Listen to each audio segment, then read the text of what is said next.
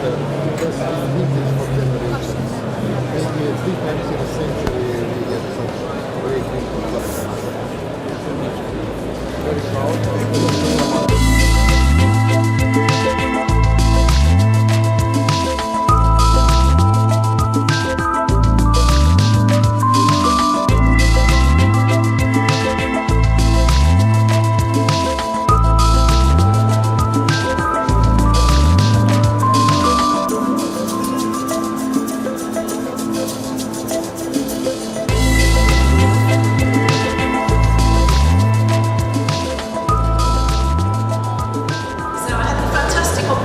At that point to see the beginning of the rebirth of the Hungarian wine industry, and I've followed it closely ever since. And I have to say that the industry then and the industry now are worlds apart. That gives you an idea of where Hungary is today. There are actually some quite significant volcanic features in Hungary. In particular, areas like Tokaj and Badacsony that we're going to talk about in a minute.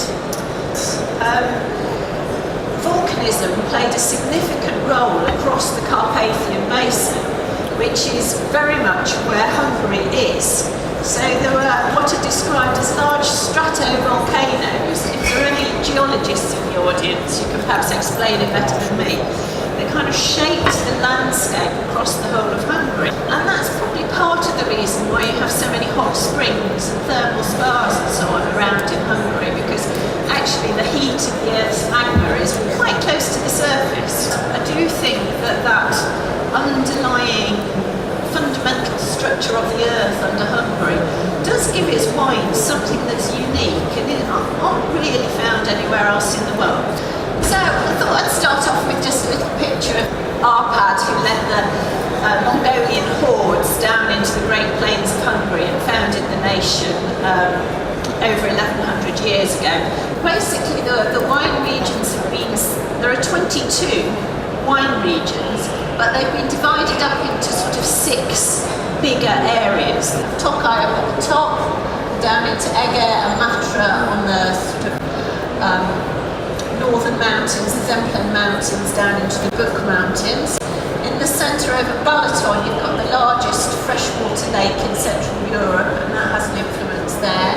And then you have the Danube running down through the centre of the country.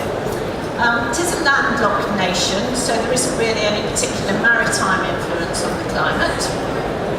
And then a slightly more detailed map showing you exactly where all the 22 different regions are. Some of them are definitely more important and more significant than others. Hungary again is very proud of its local grape varieties. Frankos, which some of you may know better as Blaufränkisch, or possibly as Lemberger, which is its name in Germany, or Frankowka, which is the other name it appears under. In Hungary, they have the biggest area of Frankos planted. They have more than the Austrians have as Blaufränkisch. Second most important is the Olasz Riesling, not related to Rhine Riesling, but very much a Central European speciality and something that people are proud of in this area. Then Formint, which hopefully some of you have heard of nowadays because it's being talked up as the, perhaps the great white hope of Hungary. Particularly famous for its role in the sweet wines of Tokaj, but also increasingly over the last 5 to 10 years, a wine that is showing itself to be capable of some really wonderful, vibrant, mineral-rich dry wines as well, and even the occasional sparkling. And it's only then after that we start creeping into some of the international grape varieties that everybody's heard of and that appear all over the world. To start then here with a wine from southern Lake Balaton, from a producer called Garamvari, and it's a grape called Ősei Oliva, which is a unique Hungarian grape variety. It's in the Muscat family, but it's a crossing of 2 table grapes, funny enough, a thing called Csárdás Pearl and a thing called Poszony fair. And I think when you smell it, you'll be able to see the kind of the Muscat family relationship. It has this sort of pretty rose petal, slightly spicy aroma, but a kind of gentler version of a Muscat.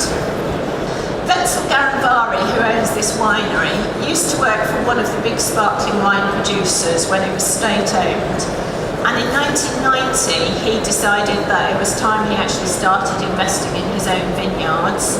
Originally, when he started on his own, he was kind of renowned as the kingmaker who created everybody else's reputation in Hungary, but he's gradually more and more sort of got involved in the winemaking himself to build up his own family winery.